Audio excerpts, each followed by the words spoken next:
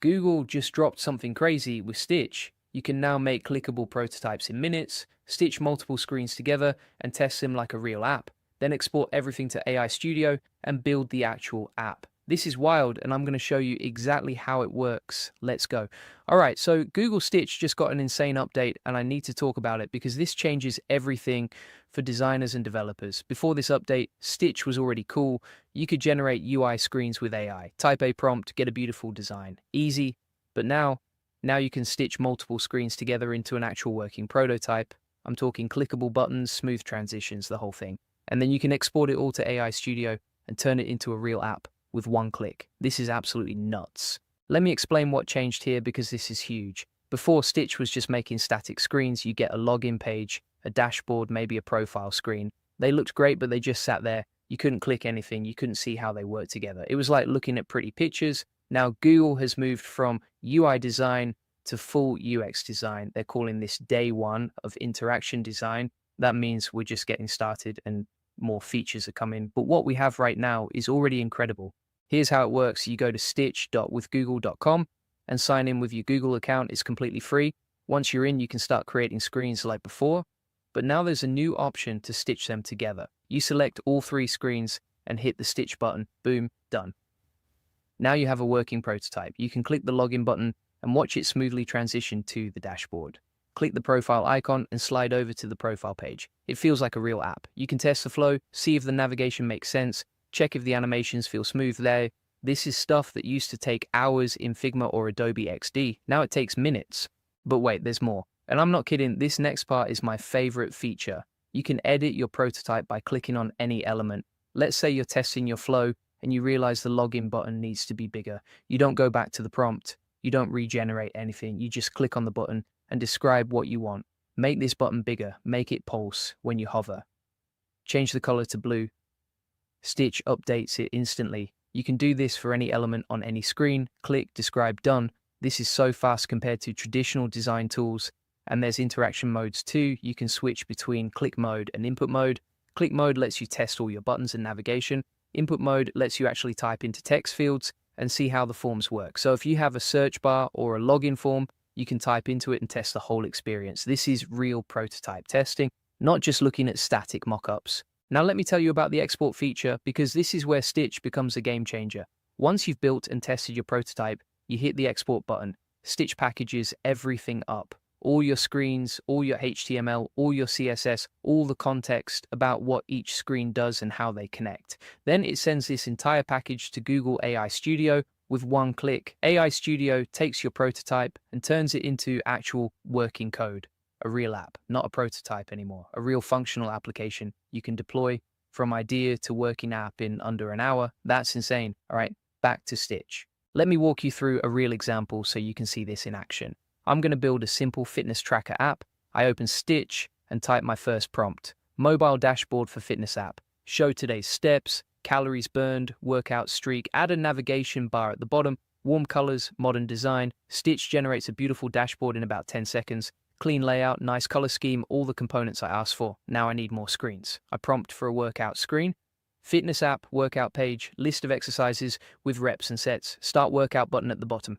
Keep the same warm color theme. Another perfect screen in seconds, then I do a profile screen. User profile for fitness app, show user stats, achievements, settings button. Match the style of previous screens, done. 3 screens, ready to go. Now I select all 3 screens and hit Stitch. Stitch processes this and boom, I have a working prototype. I'm clicking through the app like it's real. The nav bar works, the transitions are smooth, everything flows naturally. I test it for a minute and notice the start workout button could be more prominent.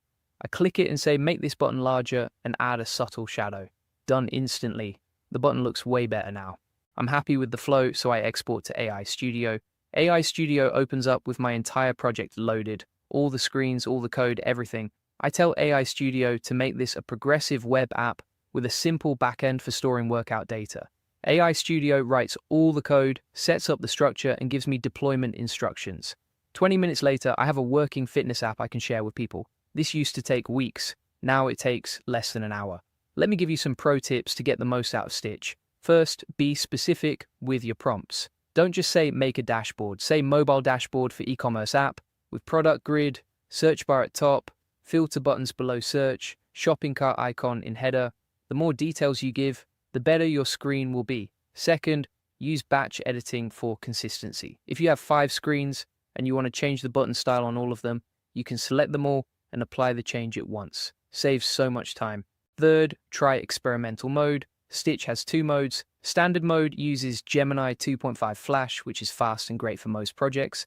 Experimental mode uses Gemini 2.5 Pro, which is slower but way more powerful.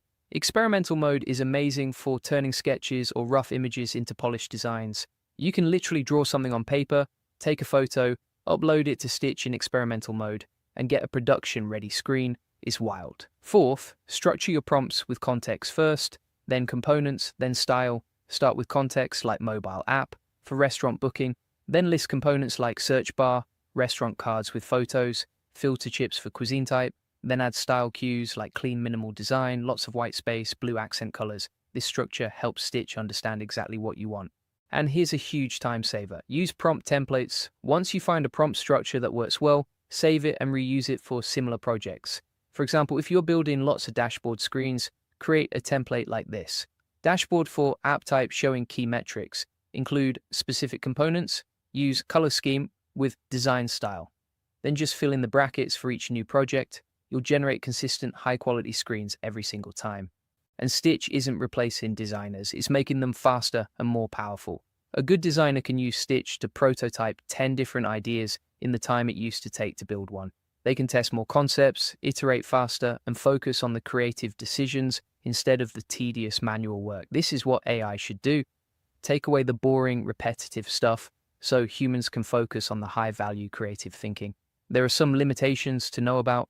Stitch is still in development, so some advanced interactions aren't supported yet.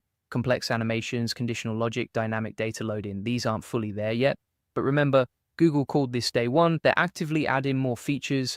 The fact that we can already stitch screens together and export to AI Studio is huge. More capabilities are definitely coming. Also, Stitch works best for mobile and web interfaces. If you're designing something super custom or unusual, you might still need traditional design tools. But for standard app interfaces, dashboards, landing pages, forms, all that common stuff, Stitch is perfect. And it's getting better every week. Tell Stitch exactly what you want to see. The more detail, the better the output.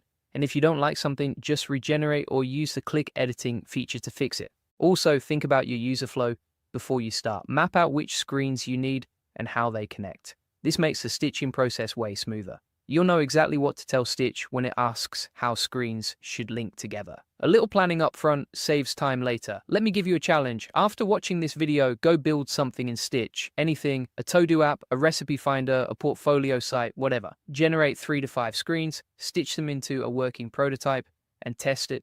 Then come back and comment what you built. I want to see what you create. This Stitch update is honestly one of the most exciting AI tools I've seen this year. It's free, it's powerful, and it's only going to get better.